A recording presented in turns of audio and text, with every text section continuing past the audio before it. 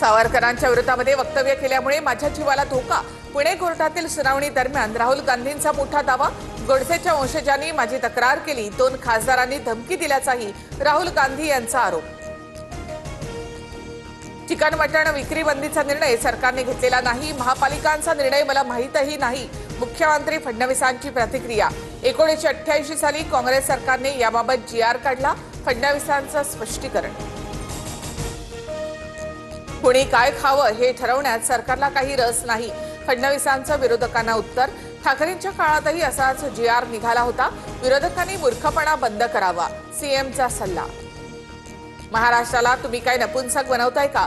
फडणवीसांनी मांस विक्री बंदीचे फतवे मागे घ्यावेत, मांस विक्रीच्या बंदीवरून संजय राऊत आक्रमक।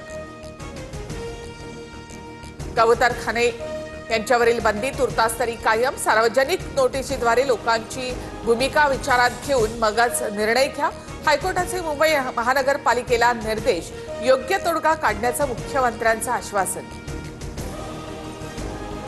कबूतरखान्याबाबत 20 ऑगस्ट पर्यंत समिती स्थापन होईल आणि महिनाभरामध्ये अहवाल बीएमसीला सादर करेल, हायकोर्टाची माहिती। तर पुढील सुनावणी 4 आठवड्यानंतर होणार। कबूतरखाना बंदीच्या समर्थनार्थ मराठी एकीकरण समितीचं आंदोलन, पोलिसांकडून आंदोलकांची धरपकड। चाकू सुऱ्या काढले गेले तेव्हा पोलीस कुठे होते? मराठी एकीकरण समितीच्या गोवर्धन देशमुख यांचा सवाल। कबूतरखान्यावरील ताडपत्री काढण्यासाठी जैन आंदोलकांनी आरी आणली होती, आमच्याकडे तलवार नाही, जैन समाजाच्या मुनींची प्रतिक्रिया। शस्त्र कुणावर उगारणार ते सांगा, आमचीही तलवार उचलण्याची संस्कृती। शस्त्र हाती घेण्याच्या जैन मुनींच्या वक्तव्यानंतर मराठी एकीकरण समिती आक्रमक। शस्त्र काढणार नाही तर कबुतरांसाठी शांततेच्या मार्गाने आंदोलन करू, जैन मुनींचा युटर्न। कबुतरांसाठी मरायला देखील तयार, 1 लाख लोक आंदोलनामध्ये उतरणार, जैन मुनी निलेश चंद्रजी महाराज यांचं वक्तव्य। गोंदियाला ध्वजारोहण करणं मला शक्य नसल्यामुळे लोढाना तिकडे पाठवलं, मंत्री छगन भुजबळ यांनी नाराजीच्या चर्चा फेटाळल्या। गोंदियामध्ये भुजबळांच्या ऐवजी आता मंगल प्रभात लोढा ध्वजारोहण करणार। मंत्री छगन भुजबळ यांनी मुख्यमंत्री फडणवीसांची भेट घेतली, खात्यासंदर्भात भेट होती, पालकमंत्री पदाबाबत कोणतीही चर्चा झाली नाही, मुख्यमंत्री फडणवीसांची माहिती। माझ्या मुंबईतल्या घराची दुरुस्ती पूर्ण होताच मी सातपुडा बंगला सोडेन, धनंजय मुंडेंचं स्पष्टीकरण। मुलीची शाळा आणि उपचारांसाठी मुंबईमध्ये राहणं गरजेचं असल्याचं म्हटलंय, मुख्यमंत्र्यांची देखील भेट घेतली। धनंजय मुंडे सातपुडा बंगला सोडत नसतील तर त्यांना सामानासकट बाहेर काढायला हवं। धनंजय मुंडे सरकारचे जावई आहेत का?